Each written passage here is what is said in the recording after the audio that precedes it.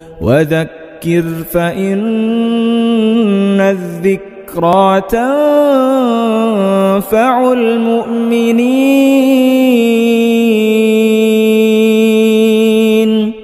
الحمد لله نحمده ونستعينه ونستغفره ونؤمن به ونتوكل عليه ونعوذ بالله من شرور أنفسنا ومن سيئات أعمالنا. من يهده الله فلا مضل له ومن يضلله فلا هادي له. ونشهد أن لا إله إلا الله وحده لا شريك له.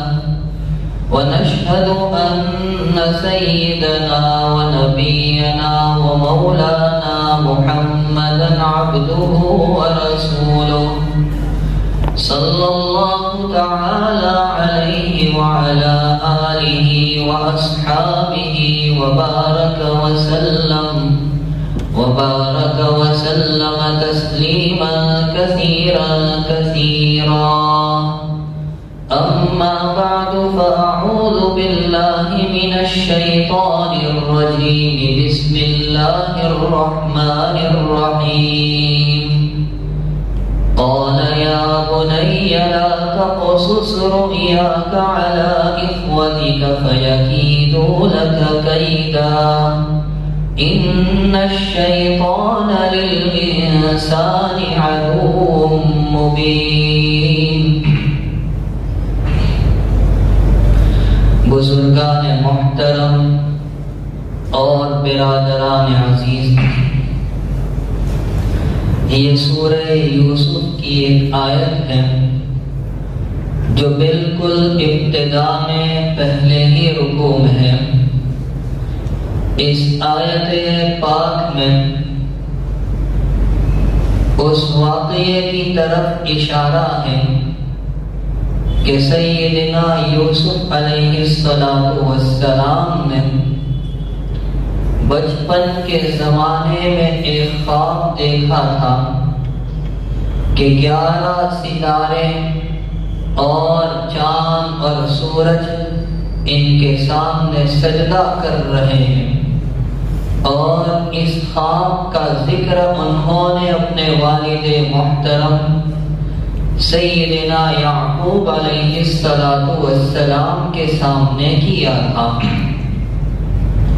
تو یعقوب علیہ السلام نے فرمایا یا بنی لا تقصص رؤیاک علی اخوتک، اے میرے پیارے بیٹے اپنے بھائیوں کے سامنے اس خواب کا ذکر مت کرنا. اس سے ہمیں ایک ادب معلوم ہوا کہ خواب ہر کس و ناکس کو بیان نہیں کرنا چاہیے. عربی زبان میں خواب کو رؤیا کہا جاتا ہے، اور اس آیت میں یہی لفظ آیا ہے لا تقصص رؤیاک علی اخوتک، تیرے بھائیوں کے سامنے تیرے اس خواب کا ذکر مت کرنا. تو عربی زبان میں خواب کو رؤیا کہتے ہیں، اور شریعت کی زبان میں رؤیا کہتے ہیں کہ جب کوئی بندہ سوتا ہے اور نیند کی حالت میں ہوتا ہے تو نیند کی حالت میں، سونے کی حالت میں اس کے دل پر جو خیالات القا کیے جاتے ہیں اس کو عربی میں رؤیا اور اردو میں خواب کہا جاتا ہے. تو خواب کیا ہے، اس کی حقیقت کیا ہے، اس کے آداب کیا ہے، وہ آج ہم مختصراً سمجھیں گے. علماء نے خواب کی 3 قسمیں بیان کی ہیں، اور دراصل یہ 3 قسمیں ایک حدیث پاک سے بھی ثابت ہوتی ہیں. کی ایک قسم کو بشارات الہیہ کہا جاتا ہے۔ بشارات الہیہ کا مطلب ہے ایسے خواب جو رب العالمین کی جانب سے بندے کو دکھلائے جائے، بتائے جائے اور اس میں بشارت وغیرہ ہو، خبر ہو۔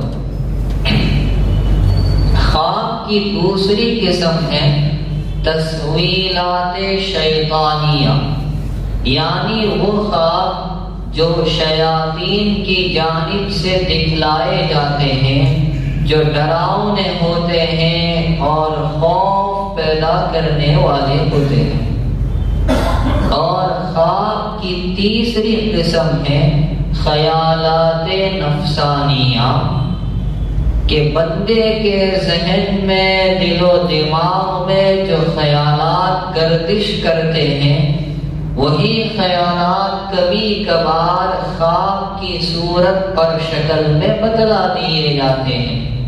تو اس طرح سے یہ تین قسمیں ہوئی: بشارات الہیہ، اللہ کی جانب سے بتلائے ہوئے خواب، تصویرات شیطانیہ، شیاطین کی جانب سے بتلائے ہوئے خواب، اور خیالات نفسانیہ کہ دل میں، دماغ میں جو صورتیں، شکلیں دن بھر آتی رہی، وہی خواب کی شکل اختیار کر لی گئی۔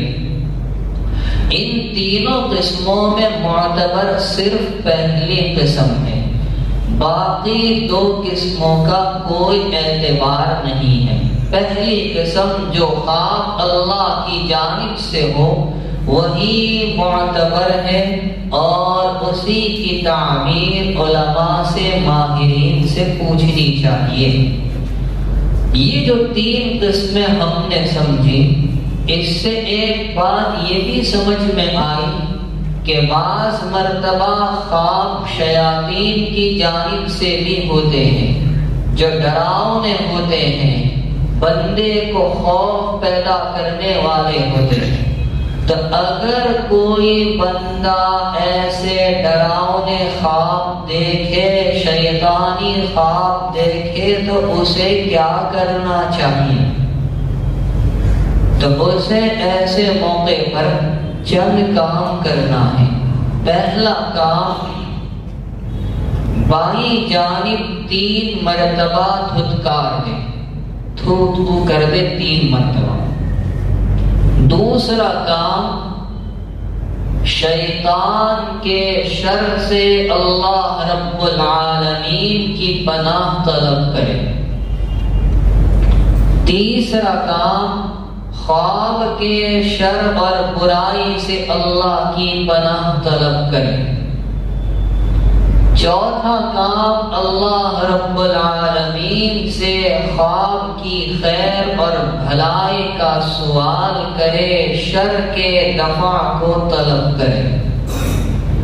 پانچواں کام، کروٹ بدل دے، دائیں کروٹ پر ہو تو بائیں طرف آ جائے، بائیں پر ہو تو داہنی پر آ جائے۔ چھٹا کام، اٹھ جائے، وضو کر کے نماز پڑھ لے۔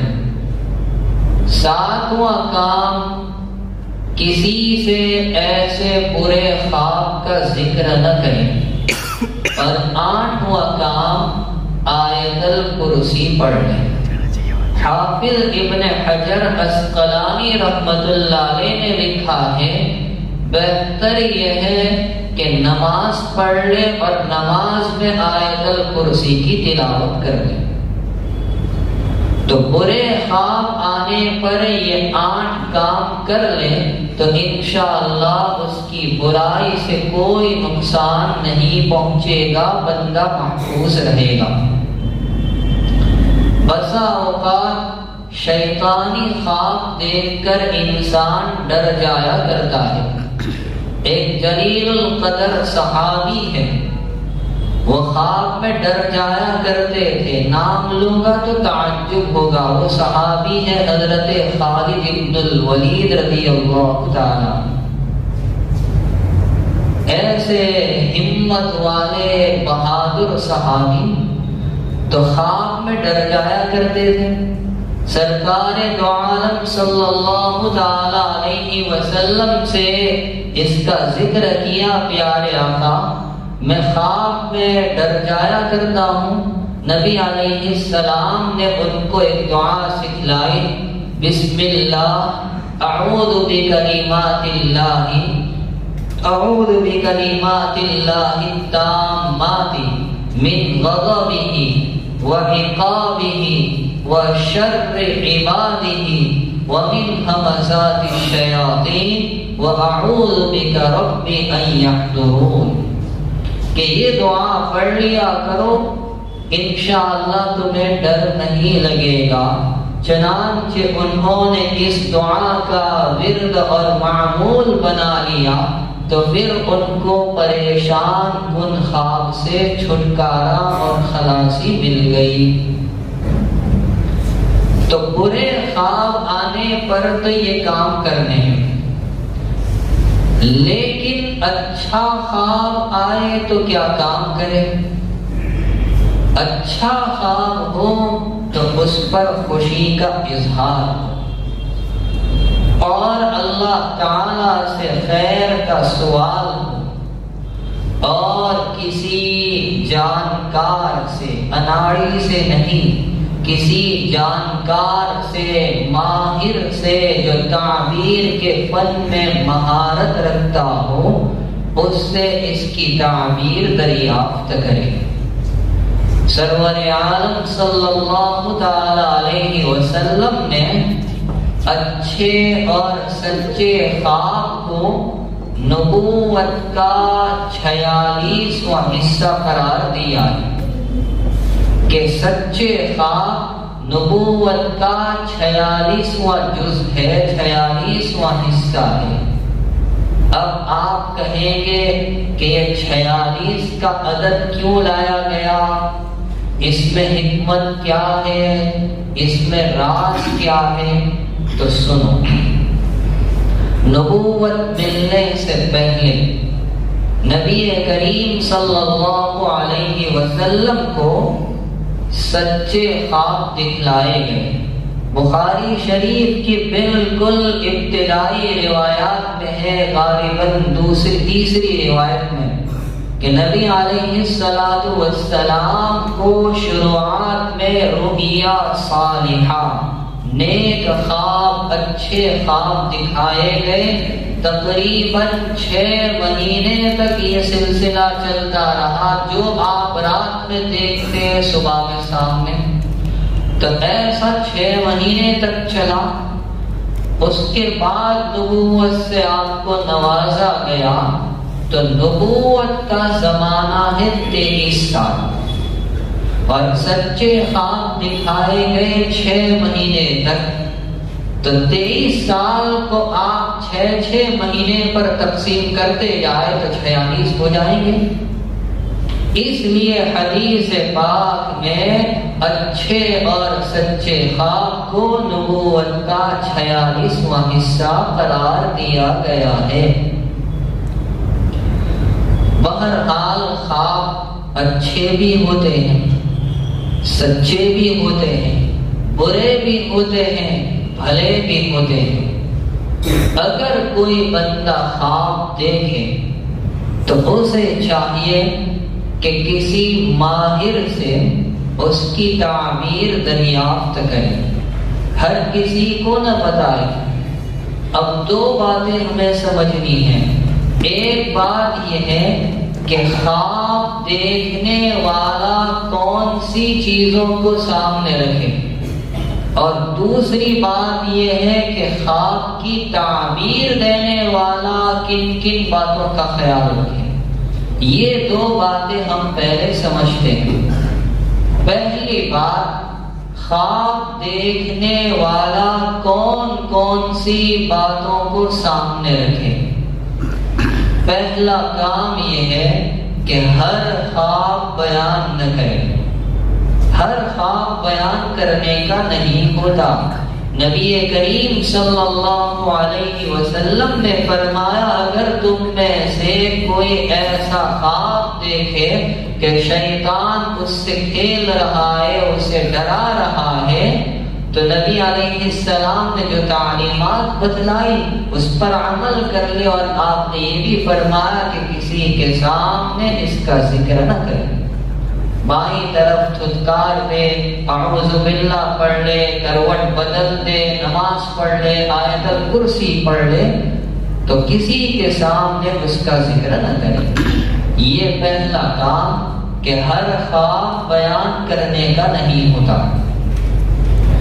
دوسرا کام، ہر کسی کو خواب بیان نہ کرے۔ بعض مرتبہ انسان خواب دیکھتا ہے، اس کا خواب بڑا اچھا اور مناسب اور مبارک ہوتا ہے، اور وہ دوستوں کی محفل میں اس خواب کو بیان کر دیتا ہے۔ اب وہاں پر کوئی دوست کوئی تفریحی جملہ کس دیتا ہے، نتیجہ یہ نکلتا ہے کہ وہ صحیح تعبیر سے محروم رہ جاتا ہے اور خواب کی برکتوں سے محروم کر دیا جاتا ہے۔ اسی طرح اگر دوستوں کے مجمع میں بیان کیا اور وہاں پر کوئی دل جلا آدمی ہو، جس کے دل میں حسد ہو، اور اس نے کوئی نامناسب جملہ کہہ دیا، تو نتیجہ یہ نکلتا ہے کہ بہترین خواب بدترین میں تبدیل ہو جاتا ہے۔ میرے والد نور اللہ مرقدہ ایک قصہ سناتے تھے کہ امام ابن سیرین رحمت اللہ علیہ خواب کی تعبیر کے بہت بڑے امام تھے۔ ان کے زمانے میں کسی نے خواب دیکھا کہ ایک پیر مشرق میں ہے، ایک مغرب میں ہے۔ اب کسی اناڑی کے سامنے یہ خواب ذکر کر دیا ہوگا تو اس نے کہا ارے باپ رے، تیرا ایک پیر مشرق میں ایک مغرب میں، تو تیرا پیٹ چر نہیں گیا، تو مرا نہیں، چند ہی دنوں میں وہ مر گیا۔ امام ابن سیرین رحمت اللہ علیہ کو جب اس خواب کا علم ہوا تو کفے افسوس ملنے لگے، فرمایا عجیب بات ہے، اتنا اچھا خواب تھا ضائع کر دیا، اس میں تو اشارہ تھا کہ اس کی شہرت اور حکومت مشرق و مغرب تک جائے گی۔ معلوم ہوا کہ ہر خواب بیان کرنے کا نہیں ہوتا، اور ہر طرح کے لوگوں سے بھی بیان کرنے کا نہیں ہوتا۔ خواب بیان کرنا ہو تو حبیب سے بیان کرو یا لبیب سے، جو آپ کا دوست ہو اور خیر خواہ ہو، ہمدردی رکھنے والا ہو، یا تو اس سے بیان کرو یا لبیب سے، عقل مند سے، دانا سے، یا جو اس فن میں مہارت رکھنے والا ہو اس سے بیان کرو۔ اس لیے کہ خواب کی تعبیر بڑا نازک فن ہے۔ آدمی دیکھتا کچھ ہے اور اصلیت کچھ اور ہوتی ہے۔ بھوپال میں ایک غیر مقلد عالم تھے نواب صدیق حسن خان، حدیث میں بڑا کام کیا ہے انہوں نے۔ تو ان کے زمانے میں ان کا ایک معتقد تھا، اس نے خواب دیکھا کہ بھوپال کی جامع مسجد میں نماز ہو رہی ہے، اور صف اول میں سرکار دو عالم صلی اللہ علیہ وسلم تشریف فرما ہے، اور امامت کے مصلی پر نواب صدیق حسن خان ہے۔ بظاہر یہ خواب اچھا تھا، اور اس نے یہ خواب وہاں پر کوئی قاضی صاحب تھے جو تعبیر میں مہارت رکھتے تھے، ان کو بیان کیا۔ قاضی صاحب نے فرمایا واقعی تم نے یہ خواب دیکھا ہے؟ کہ جی۔ کہ بالکل ٹھیک کہتے ہو، تم نے یہ خواب دیکھا ہے؟ کہا ہاں۔ کہ جاؤ نواب صاحب کا انتقال ہو گیا۔ یہ تعبیر وہ گیا تحقیق کی، پتہ چلا کہ نواب صدیق حسن خان چل پڑے۔ پھر آیا کہ آپ نے یہ کیسے تعبیر دے دی؟ کہ بالکل سیدھی سی بات ہے کہ نبی علیہ السلام موجود ہو تو آپ کے آگے جنازہ ہی ہو سکتا ہے۔ بہرحال ہر کسی سے خواب بیان کرنے کا نہیں ہوتا، تو ہر خواب بیان نہ کرے، ہر کسی سے بیان نہ کرے۔ تیسرا کام، خواب میں جھوٹ کو شامل نہ کرے۔ جھوٹ ویسے بھی بری چیز ہے، اور جب اس کو رسول اللہ صلی اللہ علیہ وسلم کی جانب منسوب کر دیا جائے تو اور بھی زیادہ ہو، اس لیے کہ سرور عالم صلی اللہ علیہ وسلم نے خواب کو نبوت کا 46واں جز قرار دیا ہے۔ اب اگر کوئی بندہ اپنے خواب میں جھوٹ کو شامل کرتا ہے، گویا وہ نبی اکرم صلی اللہ علیہ وسلم کی جانب جھوٹ کی نسبت کر رہا ہے۔ تو خواب میں جھوٹ کو شامل کرنا دو طرح سے ہوتا ہے۔ ایک تو یہ کہ دیکھا کچھ نہیں اور آ کر جھوٹا خواب، پورا بوگس خواب بیان کیا، اور دوسری شکل جو دیکھا تھا اس سے زیادہ بڑا چڑھا کر بیان کیا۔ دونوں جھوٹ میں داخل ہے۔ نبی کریم صلی اللہ علیہ وسلم نے فرمایا بدترین جھوٹ یہ ہے کہ جو بندے کی آنکھ نے دیکھا نہیں اس کو اپنی آنکھ سے دیکھنا بیان کر دے۔ اور ایک روایت میں آتا ہے کہ جو جھوٹے خواب بیان کرے گا رب العالمین اس کو قیامت کے دن جو کے 2 دانے دے گا اور کہے گا اس میں گرا لگاؤ، گانٹھ لگاؤ۔ ظاہری بات ہے کہ جو کے دانوں میں کون گرا اور گانٹھ لگا سکتا ہے؟ تو تیسرا کام، جھوٹا خواب بیان نہ کرے، اور چوتھا کام، ریاکاری سے بچے۔ بعض مرتبہ انسان اچھا خواب دیکھتا ہے، سچا خواب دیکھتا ہے، کسی نبی کی زیارت ہو جاتی ہے، سرور عالم صلی اللہ علیہ وسلم کی زیارت اسے ہو جاتی ہے۔ اب وہ لوگوں کے سامنے فخر کے طور پر بیان کرتا ہے اور اس کے دل میں عجب پیدا ہو جاتا ہے، تو یہ فخر، یہ عجب، یہ تکبر، یہ ریا خواب کی برکتوں سے محرومی کا سبب ہے۔ تو خواب دیکھنے والے کو یہ 4 طرح کے کام کرنے ہیں۔ ہر خواب بیان نہ کرے، ہر کسی سے بیان نہ کرے، جھوٹ کو شامل نہ کرے، اور ریاکاری سے بچے۔ اچھا، اب جو خواب کی تعبیر دینے والا ہے تو اس کو بھی چاہیے کہ چند باتوں کا خیال کرے۔ اگر وہ چند باتوں کا خیال کرے گا تو تعبیر مناسب ہوگی، ورنہ تعبیر مناسب نہیں ہوگی۔ پہلا کام، خواب دیکھنے والے کو دعا دینا۔ نبی کریم صلی اللہ علیہ وسلم کی عادت تھی کہ آپ فجر کی نماز کے بعد ٹیک لگا کر بیٹھتے اور پوچھتے کسی نے خواب دیکھا ہے؟ تو ایک موقع پر کسی صحابی نے خواب دیکھا تھا، تو کہا پیارے آقا، جی ہاں میں نے خواب دیکھا ہے۔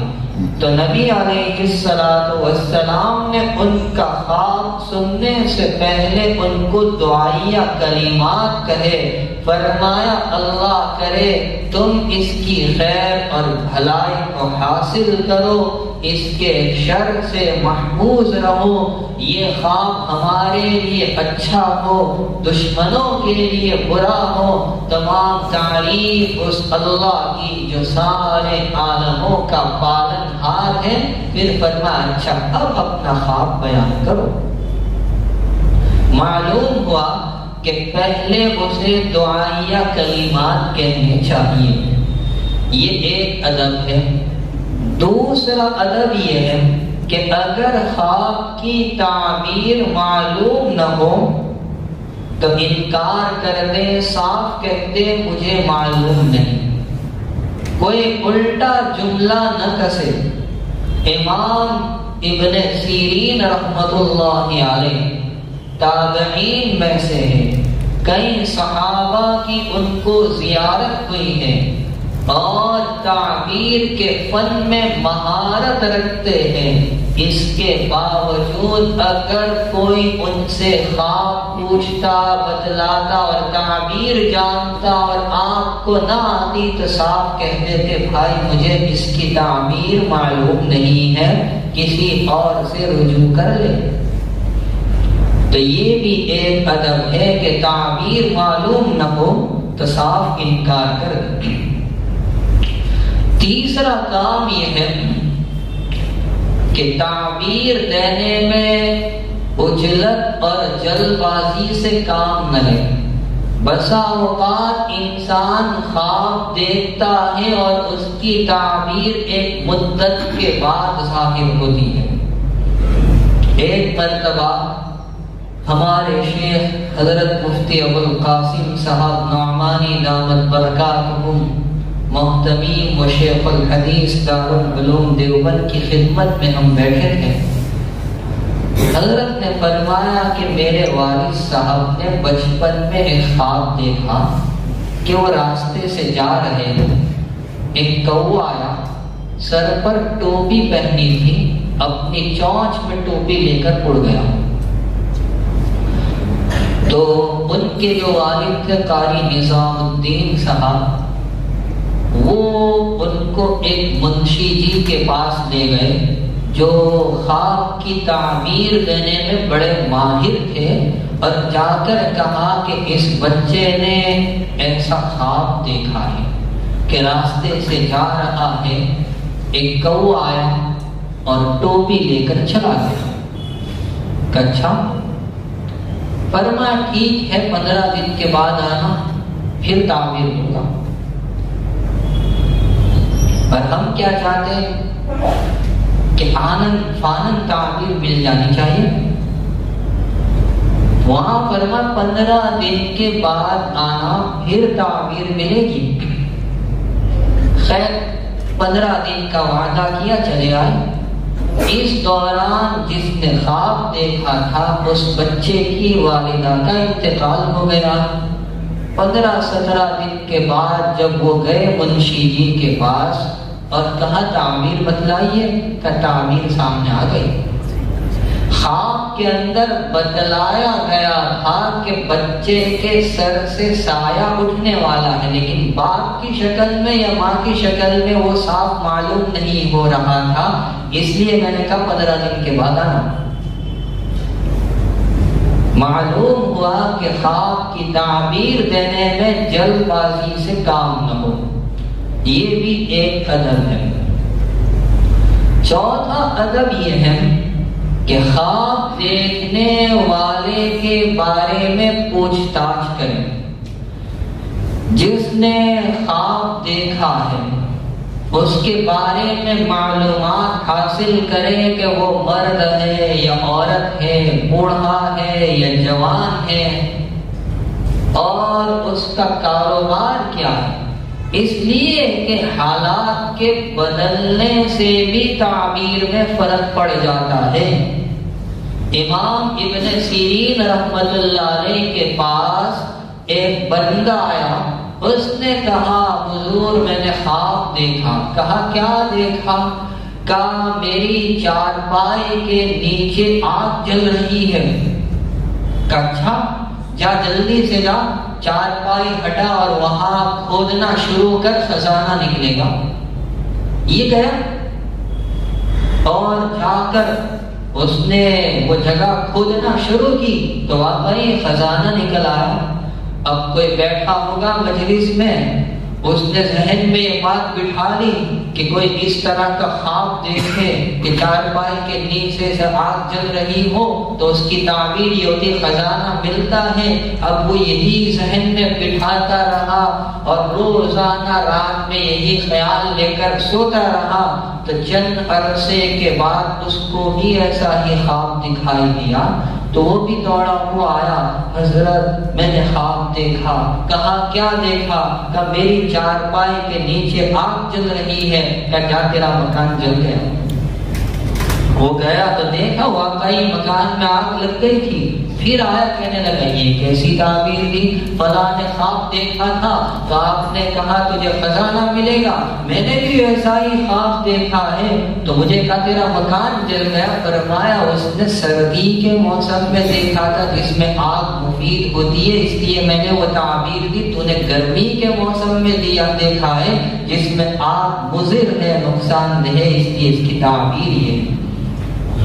معلوم ہوا کہ خواب کا ادب یہ ہے کہ اچھی طرح تحقیقات کرنی چاہیے کس نے دیکھا ہے, دیکھنے والا مرد ہے یا عورت ہے, بوڑھا ہے یا جوان ہے یا بچہ ہے, اور کب دیکھا ہے, کیونکہ تعبیر میں اس سے فرق پڑتا ہے.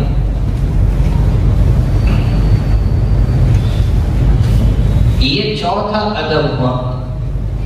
تعبیر دینے والے کے لیے پانچواں ادب یہ ہے کہ اگر مناسب تعبیر دے دی اور وہ تعبیر صحیح نکل آئی تو اللہ کا شکر ادا کرے, اسے اپنا کمال نہ سمجھے.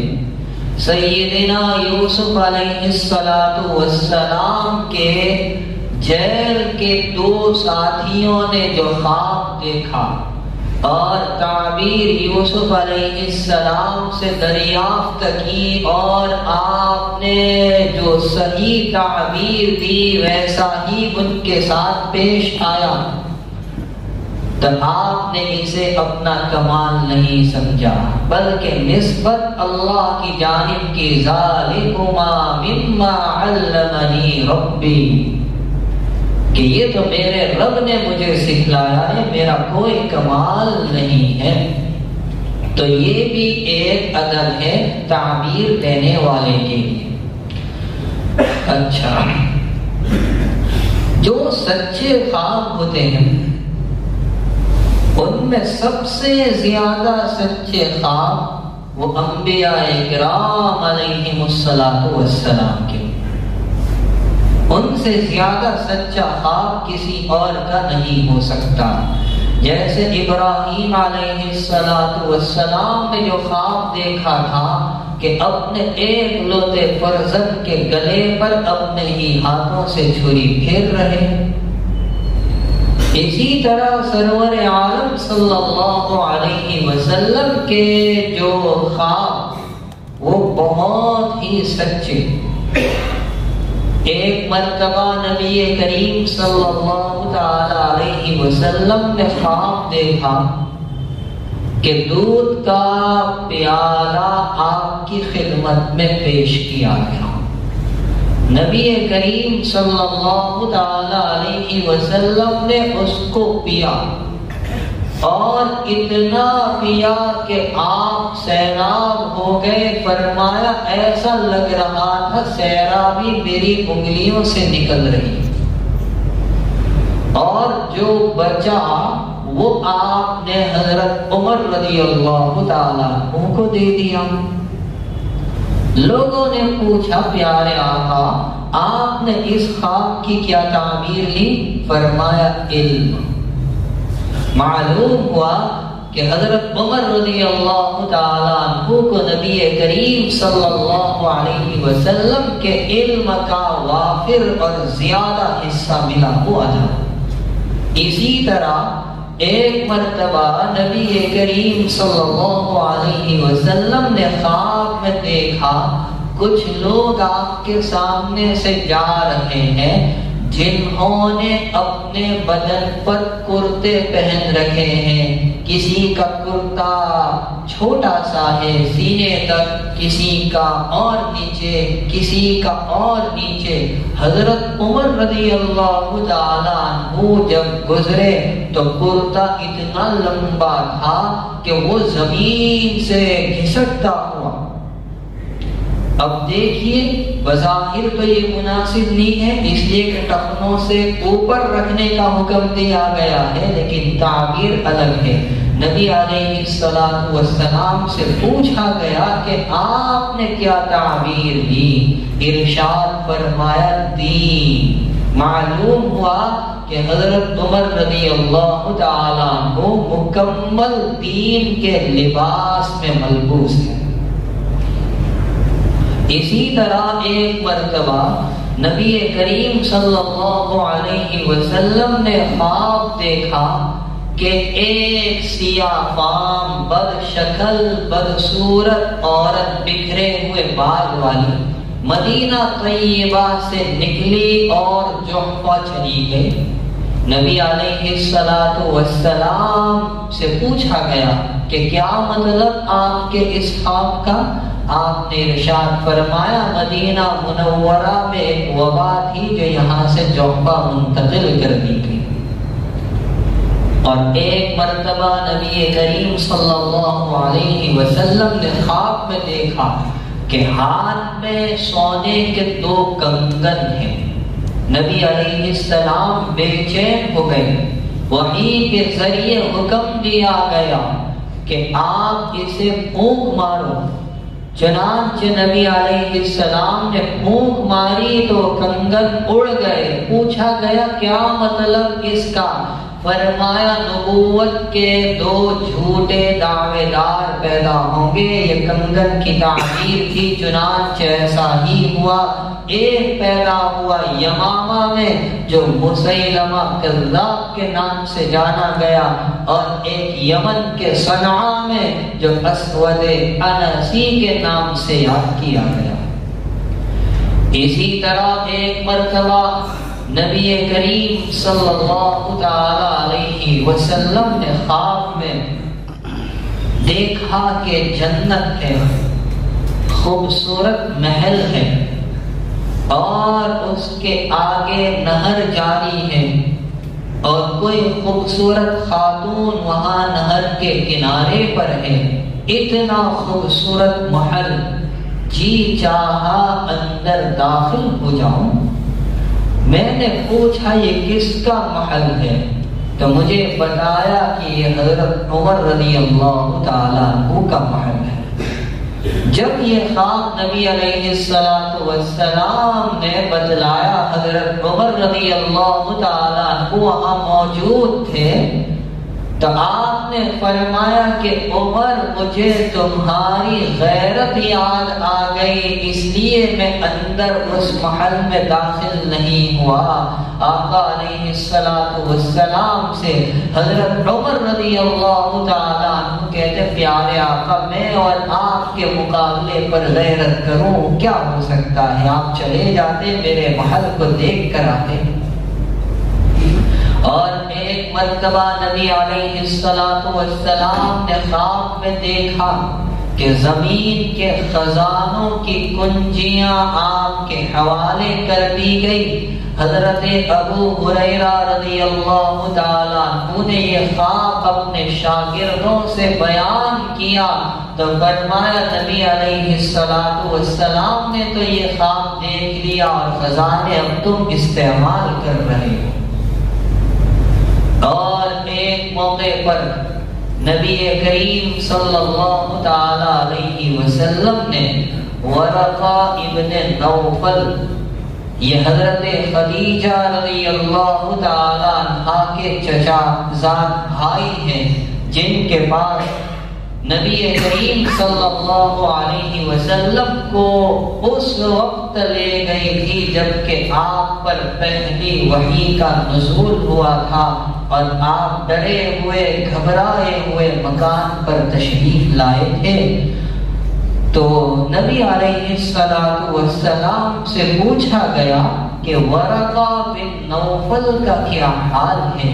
خدیجہ رضی اللہ تعالی عنہا نے کہا وہ حضور پر ایمان لے آئے تھے اور آپ کی تصدیق کی تھی، ایمان پر مرے ہیں۔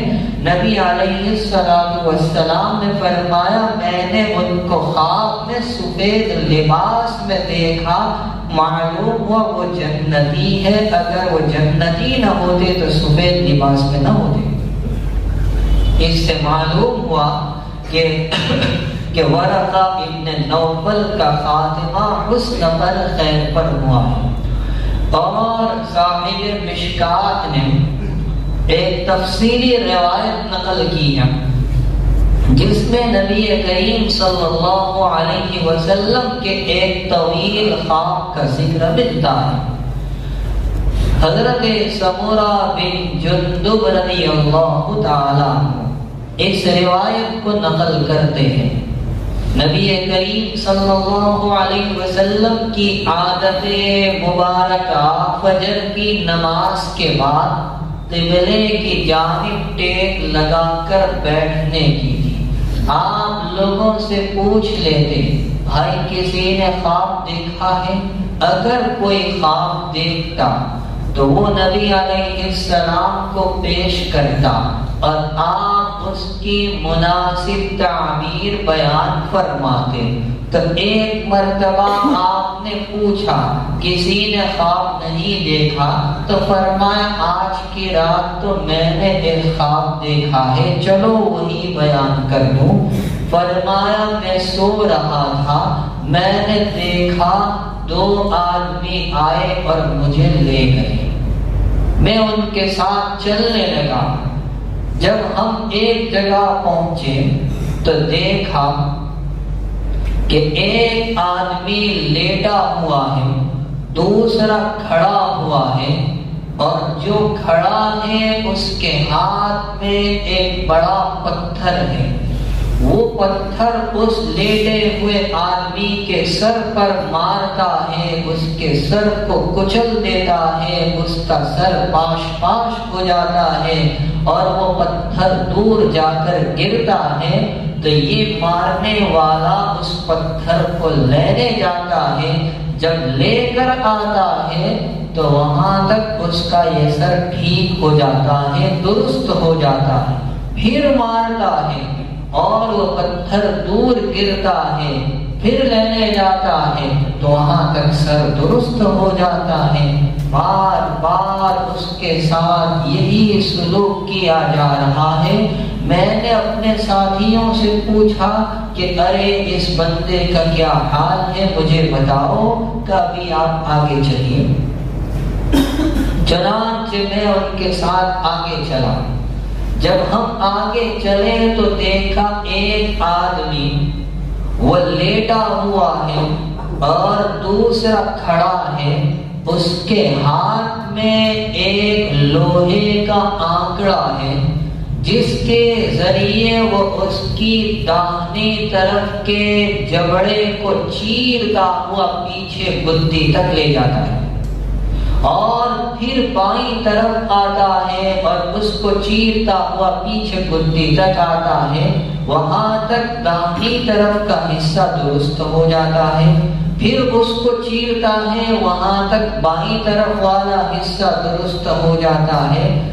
میں حیران رہ گیا، تعجب میں پڑا، میں نے پوچھا یہ کون ہے؟ کبھی آپ آگے چلو۔ ہم آگے چلے تو دیکھا کہ تنور جیسی کوئی شکل ہے اور اندر سے لوگوں کے چیخنے چلانے کی پکارنے کی آواز آ رہی ہے، نیچے آگ بھڑک رہی ہے۔ اندر جھانک کر دیکھا تو بہت سے مرد اور عورتیں بالکل برہنہ پڑے ہیں۔ جب آگ کا شعلہ اوپر اٹھتا ہے تو وہ چیختے چلاتے ہیں۔ میں حیران رہ گیا، میں نے اپنے ساتھیوں سے پوچھا یہ کون ہے؟ کبھی آپ آگے چلیے۔ ہم آگے چلے تو دیکھا ایک نہر ہے، لیکن پانی کی نہیں، وہ سرخ رنگ کی خون کی نہر ہے۔ اس نہر میں ایک بندہ تیر رہا ہے اور کنارے پر ایک شخص کھڑا ہے، اس کے ہاتھ میں بہت سے پتھر ہیں۔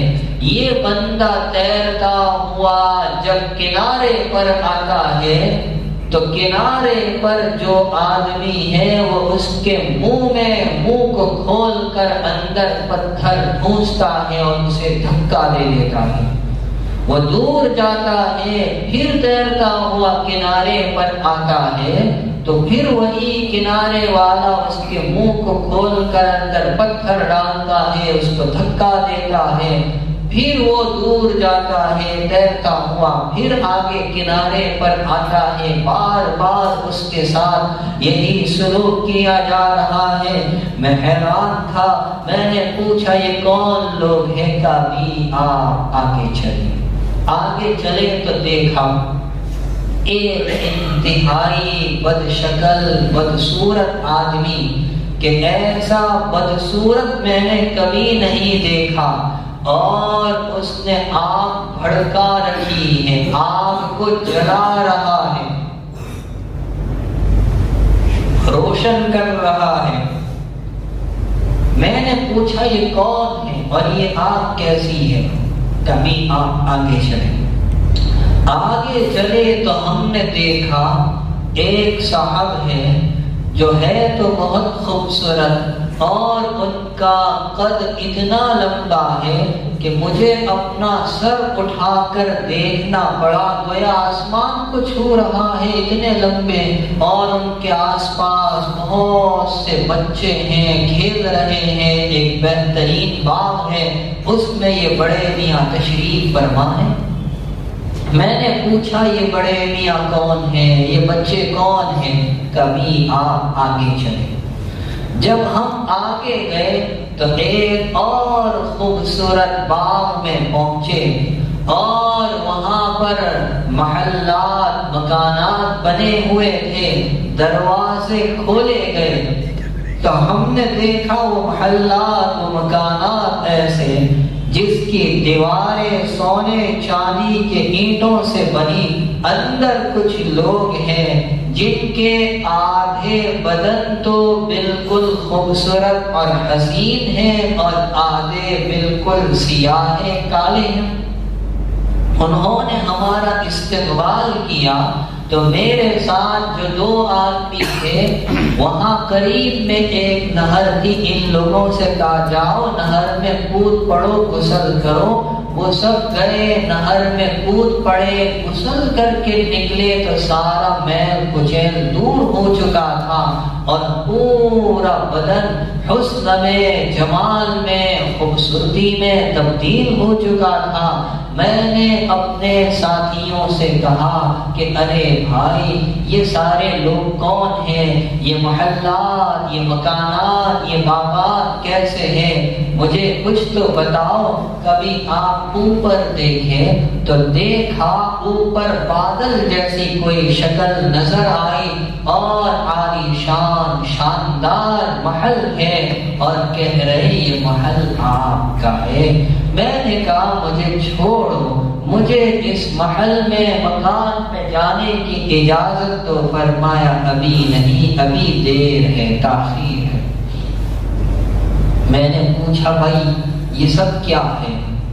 تو اب انہوں نے مجھے سب بتلایا کہ وہ بندہ جس کے سر کو کچلا جا رہا تھا، پتھر سے پاش پاش کیا جا رہا تھا، یہ وہ بندہ تھا جس کو اللہ نے دولت قرآن سے نوازا تھا، اور وہ اس نعمت سے غافل رہا، راتوں میں سوتا رہا اور اس نعمت کا حق ادا نہیں کیا، اور نمازوں سے غافل رہا، سستی کرتا رہا۔ اب اس کے ساتھ ایسا ہی برتاؤ کیا جائے گا۔ اللہ ہم سب کی حفاظت فرمائے۔ اور وہ بندہ جس کے جبڑے کو آنکڑے سے چیرا جاتا ہے اور پھر دوسری طرف آتے ہیں پہلا درست ہو جاتا ہے، یہ وہ بندہ ہے جو جھوٹ بولنے میں مصروف تھا، جس نے جھوٹ کو اپنا شیوا اور اپنی عادت بنا لی تھی۔ یہ بڑی خطرناک چیز ہے۔ نبی کریم صلی اللہ علیہ وسلم ارشاد فرماتے ہیں کہ جھوٹ کی جو بدبو ہوتی ہے، ترمذی شریف کی روایت ہے، فرشتہ 1 میل کی دوری پر چلا جاتا ہے، اور وہ تنور جس میں بہت سے مرد اور عورتیں بالکل برہنہ بے لباس تھے، یہ زناکار مرد اور عورتیں، اور ان کو اسی طرح آگ میں دبا کر عذاب دیا جائے گا، اور وہ بندہ جو خون کی نہر میں تیر رہا ہے، پتھروں کا لقمہ اس کے حلق میں ٹھوسا جا رہا ہے، نہر سے نکلنے کی کوشش کرتا ہے تو کنارے پر کھڑا آدمی اس کو جانے نہیں دیتا، دھکا مار دیتا ہے، تو یہ آدمی جو نہر میں تیر رہا یہ سود خور ہے، اور وہ بالکل بد شکل آدمی، بدصورت آدمی، کہ ایسی صورت کبھی نہیں دیکھی جو آپ کو بھڑکا رہا تھا، روشن کر رہا تھا۔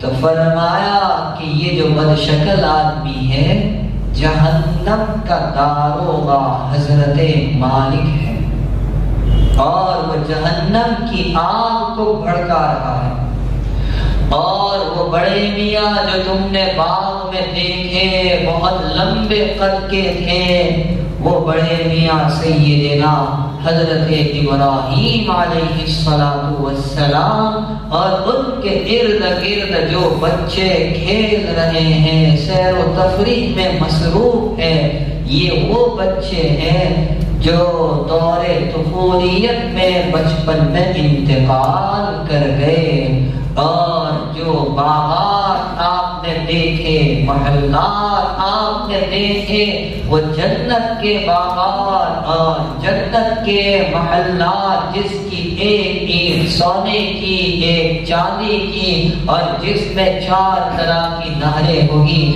اور جو محل آپ نے اونچائی پر بلندی پر دیکھا وہ آپ کا محل ہے۔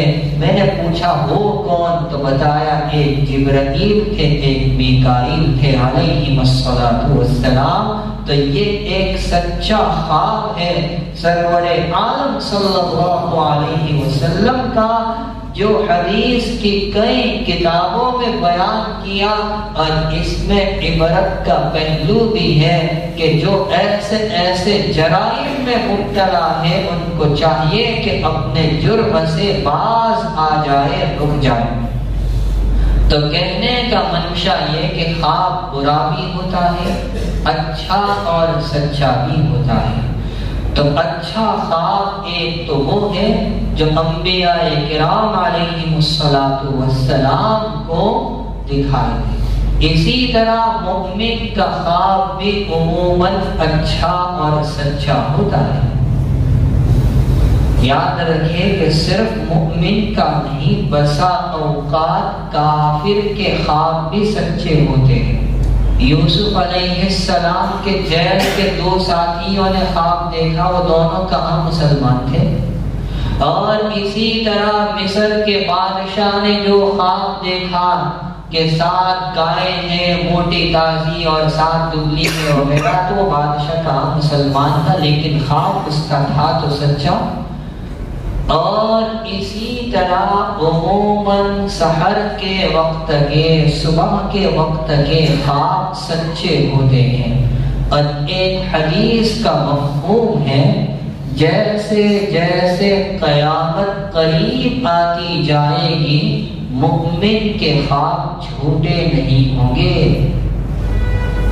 حضرت شاہ ولی اللہ صاحب محدث دہلوی رحمت اللہ علیہ نے اچھے خواب کی کچھ صورتیں بیان کی ہیں کہ کون سے خواب اچھے کہلائیں گے۔ تو فرما نمبر 1، خواب میں انبیاء کرام علیہم السلام کی زیارت کرنا بہت بڑی بات ہے، لیکن اللہ کے بعض بندے ایسے بھی ہوئے جن کو اللہ کی زیارت ہوئی،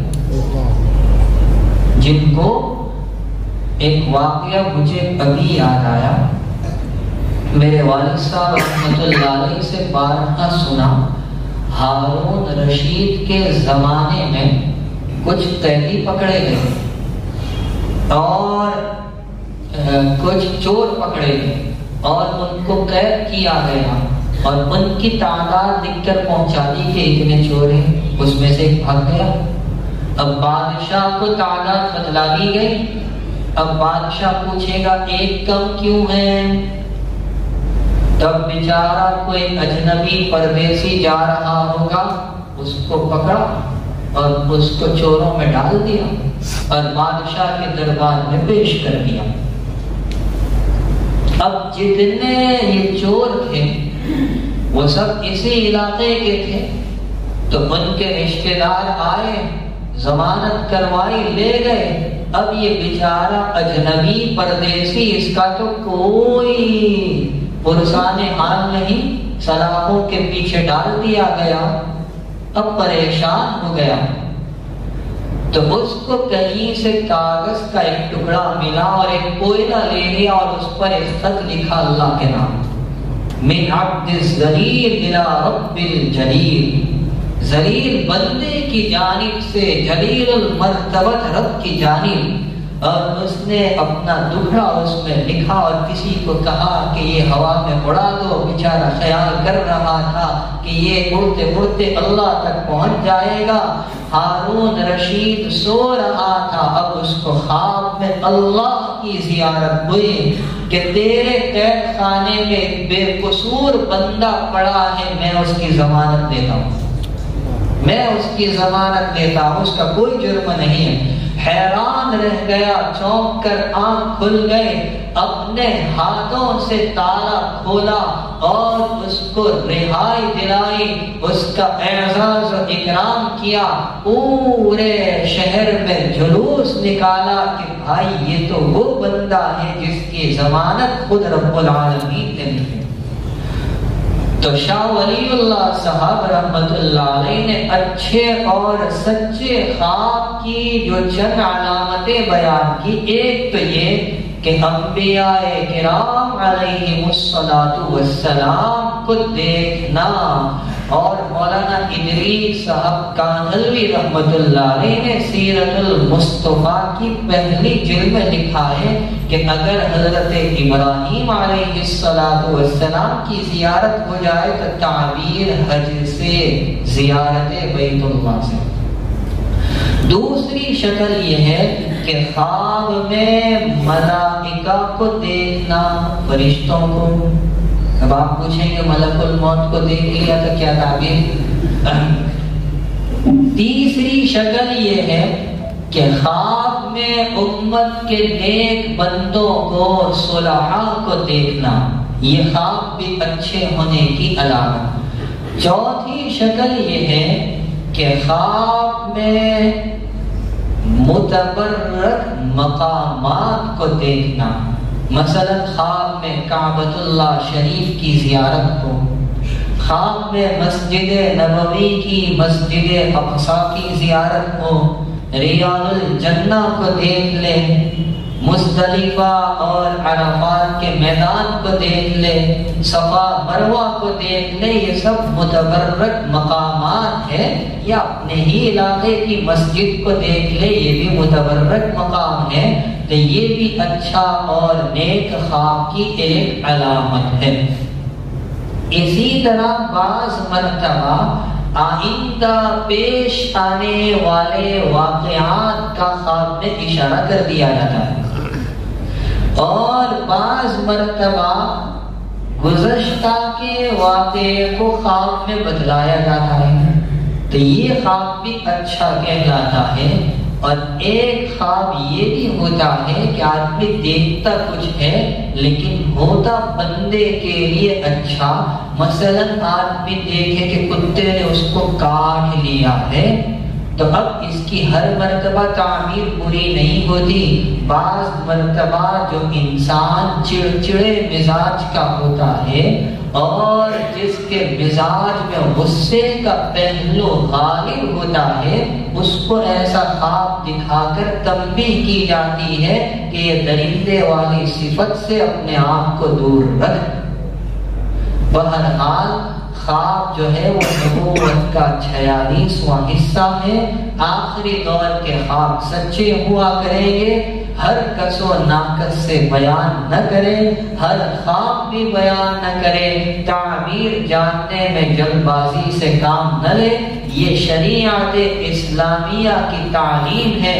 قربان جانا چاہیے میرے آقا پر کہ آپ نے ایسی دقیق اور باریک باتیں بھی ہمیں بتلائی ہے. اللہ تعالیٰ ان باتوں پر ہمیں عمل کی توفیق نصیب فرمائے.